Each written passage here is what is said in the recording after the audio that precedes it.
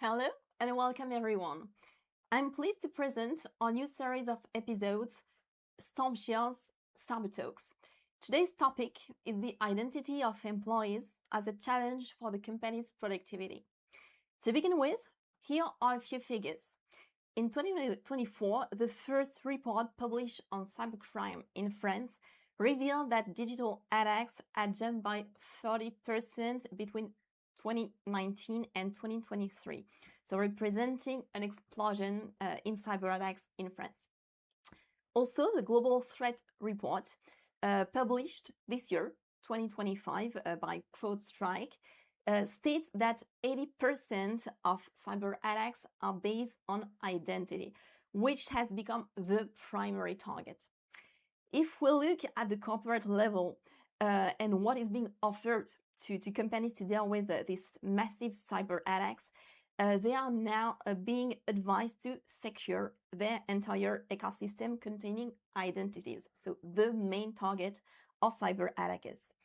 Indeed, cyber attackers do not hesitate today to steal credentials, bypass multi-factor authentication, so known as MFA, and they use this to secretly move around corporate networks using trust-based connections. So this is how cyber attackers impersonate legitimate users and strengthen their position within corporate networks, so thereby escaping detection. Companies which are ultra connected today to ensure the healthy growth of their business are therefore particularly targeted by these threats, and their productivity can be affected. Especially since threats come not only from outside via cyber attackers, but also from within the company, as cyber attackers use diverse means to achieve their ends. So, for example, they take advantage of employees' bad habits and practices, which make the cyber attacker's job easier by allowing them to steal identities and bypass authentication without the employee realizing it. The threat therefore comes not only from outside, but also from inside the company via employees who propagate the cyber attacker's actions. The whole system, which is set up unofficially, can damage the company's IT and network and ultimately paralyze it completely. We therefore note that companies today face a real challenge in managing employee activity, identities, and access, not only externally, but also within the company. The challenge is therefore very large, so that's very important to talk about this today. It's time now to welcome and introduce our two guests for this first episode of Cyber Talks. Lucas, Thibault, hello to you both. Hello, Hélène. Hello, everyone. Hello. So Thibault, Lucas, in this broadcast, you will discuss the challenges of identity and access management in corporate IT systems. You will also talk about new employee practices, particularly remote working and its implications. And we will discuss some practical use cases in the daily life of companies. And finally, we'll talk about upcoming developments and innovations concerning the products and services that Stormshield is designing to meet the new challenges faced by companies. This broadcast is live, so do not hesitate to react and ask questions. We'll be happy to reply to at the end of the episode to your questions. Before we start, I'll let you introduce yourselves, Thibault and Lucas. Could you please explain your position at Stormshield? Of course.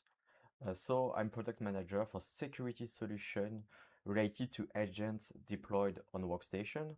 My job is to link the ground needs or customer need with our business challenges and our capacity of development.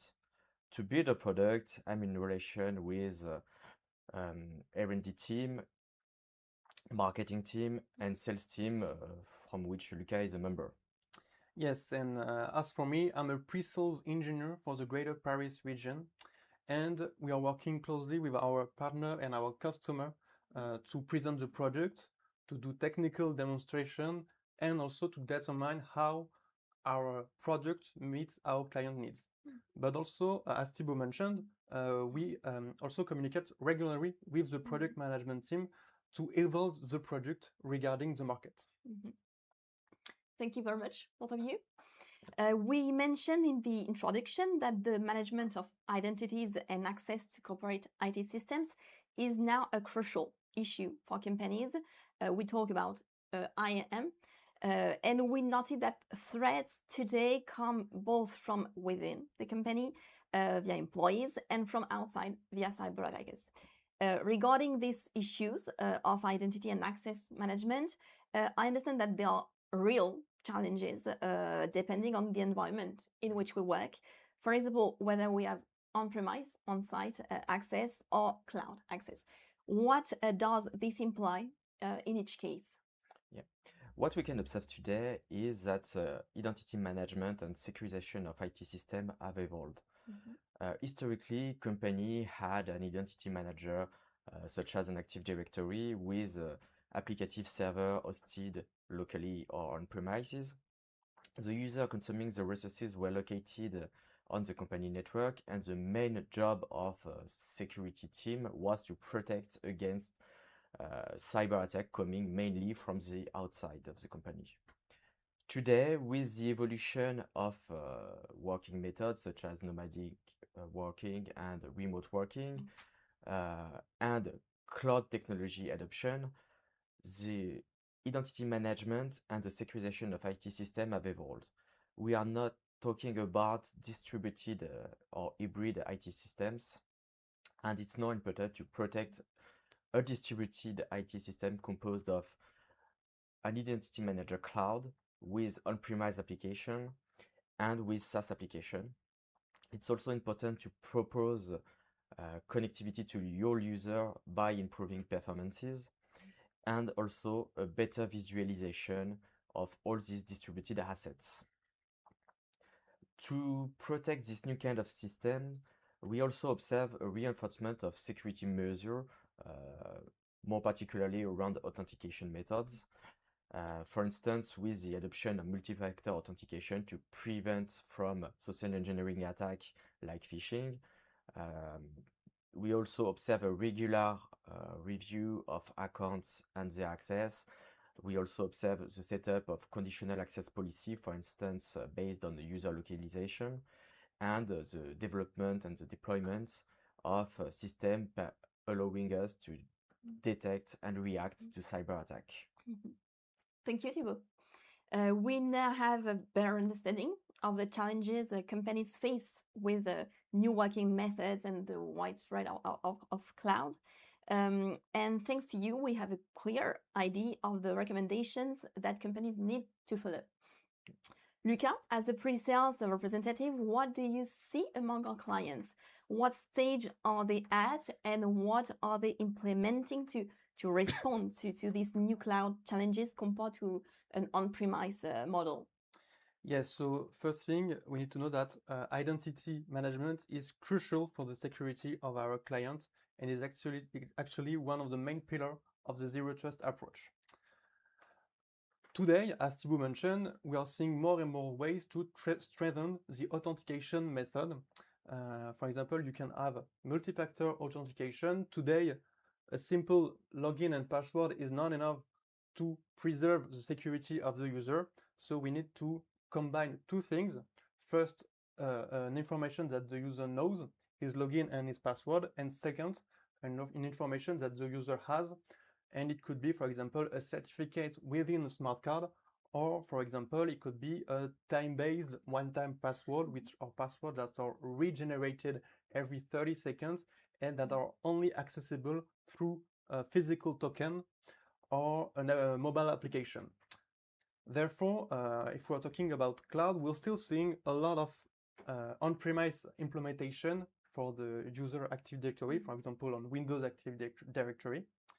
But we are seeing also more and more cloud-based identity management, such as Entra ID, for example. All right. Thank you, Lucas. So companies today are clearly moving toward a hybrid cloud on-premise model. which requires them to increasingly secure connections and access regardless of their origin. Lucas, you just mentioned zero trust. What can you both tell us about this concept and how it meets companies' expectations for either greater security for themselves and their employees in a cloud or hybrid environment? So the zero trust model is based on simple ID: never trust, always verify.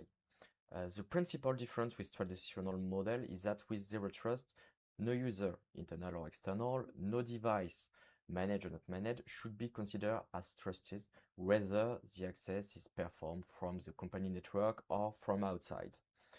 The zero trust model is based on 5 main pillars.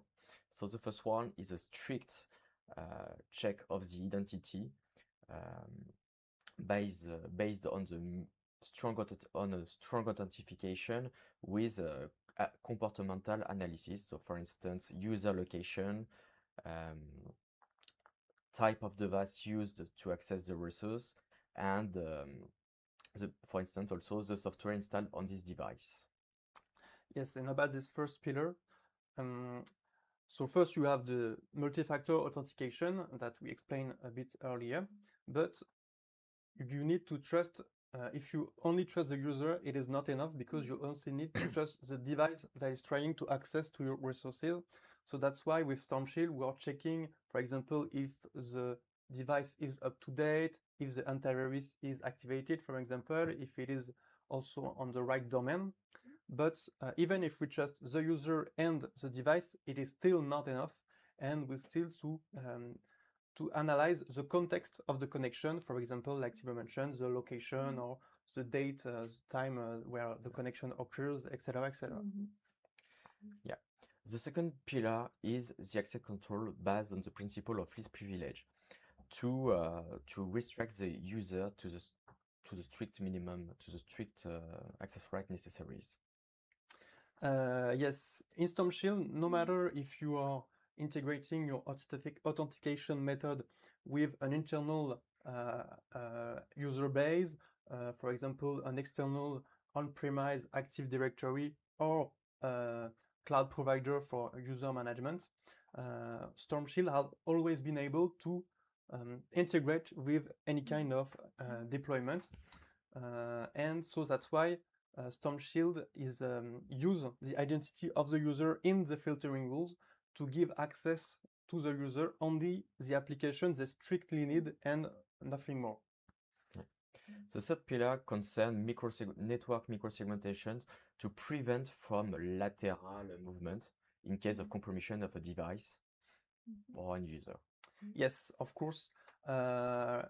Micro-segmentation, network segmentation is crucial because the firewall is at the heart of the network and it needs to analyze every single communication between server, user, and every transaction is identified and controlled and filtered by the firewall to ensure security. No rules is left to chance for the sake of security of the system. The fourth pillar is continuous monitoring of behaviors to detect anomalies in real time and prevent cybersecurity attack. And finally, the fifth pillar and the last one is the data protection with dynamic encryption policy application.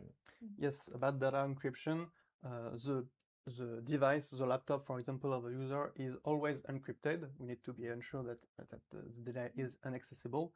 And also, we need to ensure that the remote access is also encrypted. For example, if a user wants to access to the company resources through the VPN SSL, the network traffic needs to be encrypted.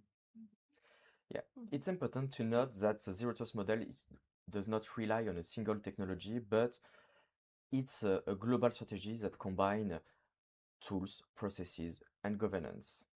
This model allows us to reduce the attack surface, to limit the impact of cyber crisis or incidents, and also answer to modern use cases such as nomadic working, remote working, bring your own devices, and external partner involvement. Thank you for all these complete explanations, and especially for your introduction to the zero trust concept, which is now at the heart of developments in cybersecurity. Keep in mind that this broadcast is live, so feel free to ask us any question you may have, especially if you want more explanation about technical information. And now, since Lucas and Thibault are here with us today, I would like to ask you about upcoming developments and new features for Stormshield products and services. So how is Stormshield preparing to meet the new challenges that companies are facing? I understand that there are several projects coming up, particularly involving SSL, VPN, and intro ID. Yeah. Before discussing the news about VPN SSL that was recently released in version 5.1, it's important to discuss about the depreciation discourses about this technology. This discourse is mainly fed by some editors that encounter many vulnerabilities on this specific SSL clients. That is important to note that these vulnerabilities are not inherent to TLS protocols that remain secure, but are concerning proprietary implementation of the client and the server. Yes, and just to add a thing, we still develop TLS in Stormshield, and we monitor and correct vulnerabilities regarding VPN SSL. Also, we need to know that we rely on OpenVPN with Stormshield, whose code is widely and publicly audited, and therefore, even though some publishers are depreciating the VPN SSL, a lot of them are still using VPN SSL for tunneling and TLS globally. Also, we need to know that today TLS is at the heart of every modern communication, and it is used for the new use of modern communication, for example, cloud access, or bring your own device, or even mobility that is widely spread today. And so that's why zero trust TLS fits perfectly well in this zero trust approach. To go back to your initial question, today we are reinforcing our VPN SSL by porting it on several operating systems such as Windows, Linux, and macOS. We are also reinforcing our authentication method with the new VPN SSL client and SNS in version 5. You will be able to authenticate user by using a personal certificate. Yes, and also on the last version of the client, we improved a lot the user experience, since this new version gives a brand new user interface that is much better for user experience. And also with the new version of Stormshield, you have also a massive resources. The number of tunnel is widely increased also, and one more thing is that we integrate OpenID Connect within Stormshield. So today we are able to communicate, for example, with Entra ID. Entra ID is actually ready to use, but we will integrate with other identity provider, for example, Keycloak, and it will be widely spread. And if we go back on Entra ID, for example, if a user wants to connect through the VPN SSL using Entra ID, it will be automatically redirect with in the captive portal of Entra ID, and if the information are correct, and if the user is authenticated and also has the right to access to the resource, it will automatically, Stormshield will automatically retrieve all the information about the user into the filtering rules in order to give access only to the resource that he needs. Thank you. We now have a better understanding of what Stormshield is preparing to meet its clients' needs. We have noted the new performance for SSL VPN and a new interface. We also have learned about the new authentication via Microsoft Central ID platform. Well, we have now come to the end of our broadcast. Thibault, Lucas, let's now answer the questions that have been sent to us.